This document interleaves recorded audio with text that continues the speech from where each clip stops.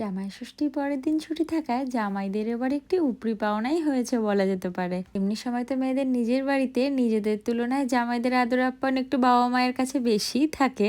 তারপরে তো আবার একটা আলাদা দিন জামাইদের জন্য বরাদ্দ থাকে বলে কথা। সেখানে তো শ্বশুর শাশুড়ির কাছে জামাইদের খাতিরদারি আলাদাই থাকে। প্রথম দিনের পর্ব শেষ করে দ্বিতীয় দিনে তোড়জোড়ের পর্ব তো সকাল থেকেই শুরু হয়েছে। আমরাও ঠিক করেছিলাম একটু বেরোবো, সেই মতো নিজেরা সেজে উঠতে না উঠতে দেখলাম বৃষ্টিও নিজেকে সাজিয়ে গুছিয়ে সুন্দরভাবে তার রূপ দেখাতে শুরু করে দিয়েছে। প্রতিবার রুডি যখন ওখানে যায়, ভাই, আমি আর রুডির কোনো না কোনো ছুতোতে একবার বেরোতে হবেই, কিন্তু এবার ছুতোটা বাড়ির লোকই তৈরি করে দিয়েছে। তোমাদেরকে অলরেডি বলেই দিয়েছি, জামাই ষষ্ঠীর বাজার হাট করতে বাবা অলরেডি টাকা পাঠিয়ে দিয়েছিল, কিন্তু সেটা দিয়ে যদিও আমি আমার বাজার হাটটা কমপ্লিট করলেও রুডি সেটা করে উঠতে পারেনি। তারপরে আবার প্রথমবার জামাই ষষ্ঠী বলে কথা, জামাইয়ের তো এবার শ্বশুর বাড়িতে পোয়া বড় বলাই যেতে পারে।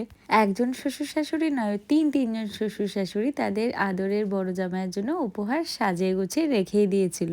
জামাইও কিছু কম যায় না, একেবারে উপহারের দখলদারি নিতে শালাবাবুকে নিয়ে একেবারে শপিং মলে হাজির। জামাইয়ের দিন হলেও ওই আজকের দিনে সান্ত্বনা পুরস্কার হিসাবে আমার জন্য কিছু একটা বর্তায় যদিও। তবে ভাই আমার যাই হোক আমাকে কোনোভাবে নিরাশ করে না। এসেই আগে আমার জন্য পছন্দ করে বাছাই বাছাই করে কতগুলো ড্রেস বের করে বললো, এবার নে তুই ট্রায়াল দে। কিন্তু ওই যে আমার পোড়া কপাল, কোনো কিছুই আমার পছন্দ না হয় ডিরেক্টলি জামাইবাবুর দিকে আবার শিফট করে যায় সে। আসলে সে আজকে ঠিক করেছে তার জামাইবাবুকে নিজে হাতে পছন্দ করে ড্রেস বাছাই করে কিনে দেবে, আর সেই মতোই কাজ শুরু। প্রতিদিনের আমাদের এই কর্মব্যস্ততার মাঝে এই ছোট ছোট মুহূর্তগুলোই তো আমাদের কাছে আপন হয়ে থেকে যায়, তাই না? আর আমি হলাম সেই পাগলু, কোনো ছোট ছোট মুহূর্তকে কোনোভাবে মিস করতে একদম পছন্দ করি না। অনেক শপিং হলো, ওয়েদারের সাথে সাথে নিজেদের ঠান্ডা করার জন্য আইসক্রিম নিয়ে বাড়িতে ঢুকেই আগে খেতে বসে পড়েছি। খিদের জ্বালায় যদি পাতে এরকম লোটে মাছের ফ্রাই দেখি, তাহলে কি নিজেকে কন্ট্রোল করা যায়?